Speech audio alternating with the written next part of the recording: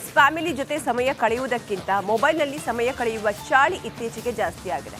Smartphone addiction ಹೊಸ ಮಾನಸಿಕ ಕಾಯಿಲೆಗೆ ನಾಂದಿ ಹಾಡಿದ್ರೆ ಸ್ಮಾರ್ಟ್ಫೋನ್ ನುಂಬಿಗಳ ಬಗ್ಗೆ ಬಿ ಕೇರ್ಫುಲ್ ಅಂತ ಇದೀಗ ಟ್ರಾಫಿಕ್ ಪೊಲೀಸರು ಸಂದೇಶ ಸಾರ್ತಿದ್ದಾರೆ.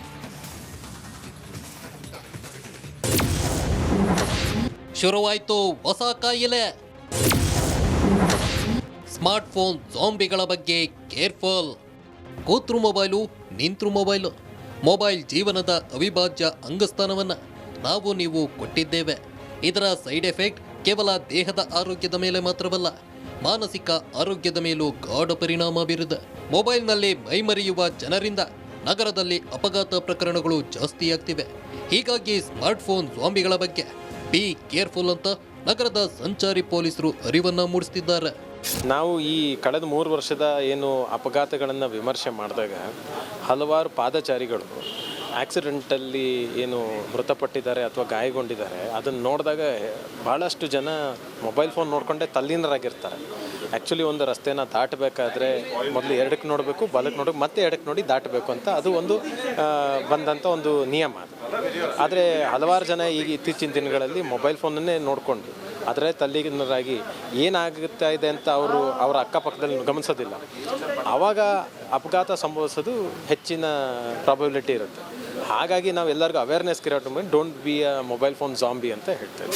ಮೊಬೈಲ್ನಲ್ಲಿ ಮುಳುಗಿ ಹೋಗುವ ಅದೆಷ್ಟೋ ಜನ ರಸ್ತೆ ಅಪಘಾತಕ್ಕೆ ಬಲಿಯಾಗ್ತಿದ್ದಾರೆ. ಕಳೆದ ವರ್ಷ 900 ರಸ್ತೆ ಅಪಘಾತಗಳು ನಡೆದಿದ್ದು, ಈ ಪೈಕಿ 260 ಮಂದಿ ಬಲಿಗೆ ಮೊಬೈಲ್ ಬಳಕೆ ಮುಳುವಾಗಿದೆ. ಮೊಬೈಲ್ ಅಡಿಕ್ಷನ್ ಡೇಂಜರ್ ಅಂತ ಪದ್ಮಶ್ರೀ ಪುರಸ್ಕೃತ ಮನೋವೈದ್ಯ ಡಾಕ್ಟರ್ CR ಚಂದ್ರಶೇಖರ್ ಕೂಡ ತಿಳಿಸಿದ್ದಾರೆ. ಸ್ಮಾರ್ಟ್ಫೋನ್ನಲ್ಲೋ ಇಲ್ಲಂತಂದರೆ ಕಾರ್ ಡಿಸ್ಪ್ಲೇನಲ್ಲೇ ಈಗ ಹಾಡುಗಳು ಬರ್ತಿರ್ತವೆ ಅಥವಾ ಚಾಟ್ಸ್ ಬರ್ತಿರುತ್ತೆ, ಇಲ್ಲಂತಂದರೆ ಗೇಮ್ಸ್ ಬರ್ತಿರುತ್ತೆ. ನಿಮ್ಮ ಗಮನ ಆ ಕಡೆ ಹೋಗುತ್ತೆ, ಮುಂದೆ ನೀವು ನೋಡೋದೇ ಇಲ್ಲ. ಇನ್ನೊಂದು ವೆಹಿಕಲ್ ಬರ್ತಿದೆಯಾ ಅಥವಾ ನಾನು ಓವರ್ಟೇಕ್ ಮಾಡ್ಬೋದಾ ಇಲ್ವಾ. ಸೊ ಚಾಲಕನ ಗಮನ ಯಾವಾಗಲೂ ರಸ್ತೆ ಮೇಲೆ ಇರಬೇಕು. 1 ಸೆಕೆಂಡು ಈ ಕಡೆ ಆ ಕಡೆ ಹೋಗಬಾರ್ದು. ನೋಡ್ಕೊಂಡೇ ಗುಂಡಿಲಿ ಬೀಳ್ತಾರೆ, ಎಡುತ್ತಾರೆ. ಹಾಗೆ ಮನೇಲೂ ಅಷ್ಟೇ. ನೀವು ಯಾವುದೇ ಶಾಲೆ ಕೂತ್ಕೊಳ್ಳಿ, 50 ಜನ ಕೂತಿದ್ರೆ ಎಲ್ಲರ ಕೈಯಲ್ಲೂ ಮೊಬೈಲು. 1 ಗಂಟೆ ಕೂತಿರ್ತಾರೆ, ಅಕ್ಕಪಕ್ಕ ಮಾತಾಡೋದಿಲ್ಲ. ಮೊಬೈಲ್ ಕೆಲಸಕ್ಕಷ್ಟೇ ಸೀಮಿತವಾಗಬೇಕೇ ಹೊರತು ಅದು ಜೀವನದ ಅವಿಭಾಜ್ಯ ಅಂಗವಾಗಬಾರದು.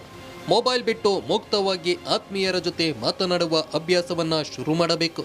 ದೀಪ್ತಿ ತೋಳ್ಪಾಡಿ, ರಿಪಬ್ಲಿಕ್ ಕನ್ನಡ,